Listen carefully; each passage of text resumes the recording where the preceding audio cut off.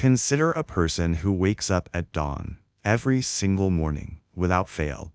They spend an hour reading sacred texts, praying, and exercising immense willpower. Their daily mission is simple: do not make a mistake. Yet, 15 minutes after this strict routine concludes, they are snapping at their family. Throughout the day, they are easily triggered, judgmental, and quick to anger. The issue lies in their internal tracking system. Every ounce of their attention is directed inward, constantly monitoring their own performance and agonizing over their own purity. When a person's primary goal is their own moral record, they stop looking at the people around them.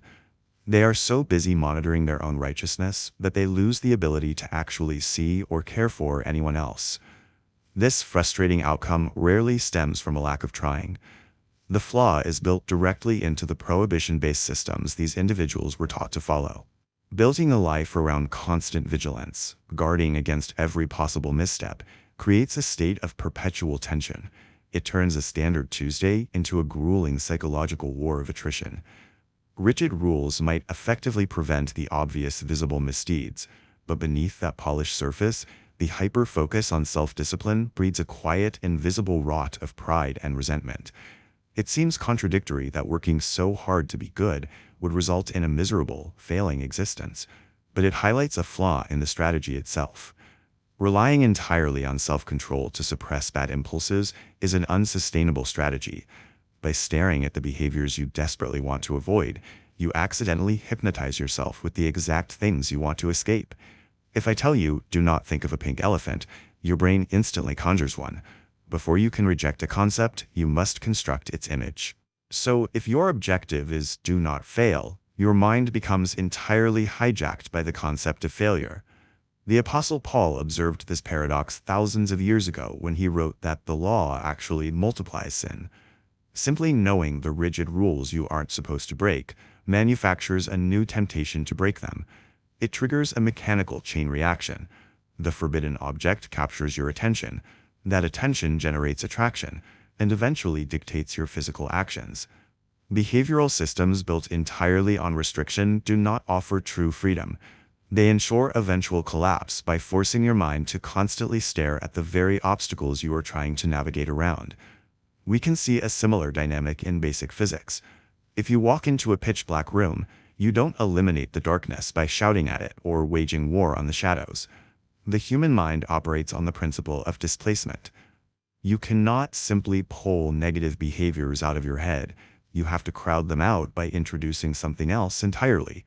Flicking a light switch instantly banishes the darkness. It doesn't defeat the shadows in a battle. It simply occupies the physical space that the darkness previously held. Destructive habits and paralyzing fears follow the exact same rule. They are only permanently removed when a competing, positive element is allowed to move in and take up residence. There is a different way to live, a radical redirection of focus toward what is noble and excellent, rather than the constant analysis of your own flaws. You stop burning through your finite reserves of willpower trying to ignore the bad. Instead, you use your attention to elevate and study the good. Think about a person who is deeply in love. They don't have to rigidly enforce a rule against looking at other people. The effort isn't there because their mind is already full.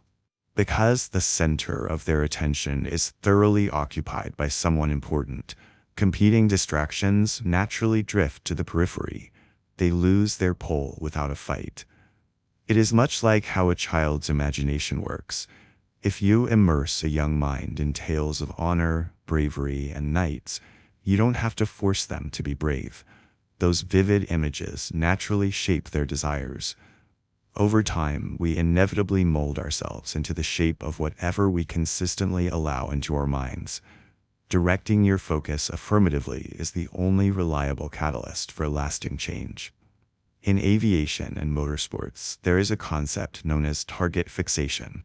It is the physical reality that a vehicle and human action will inevitably drift along the exact trajectory of the gaze. The author C.S. Lewis captured this dynamic perfectly.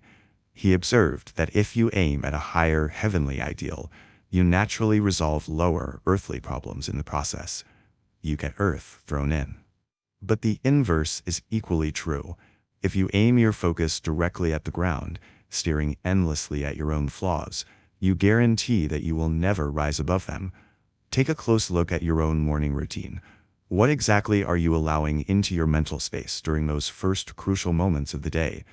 A life characterized by more love and less fear doesn't begin with a renewed, exhausting effort to be good.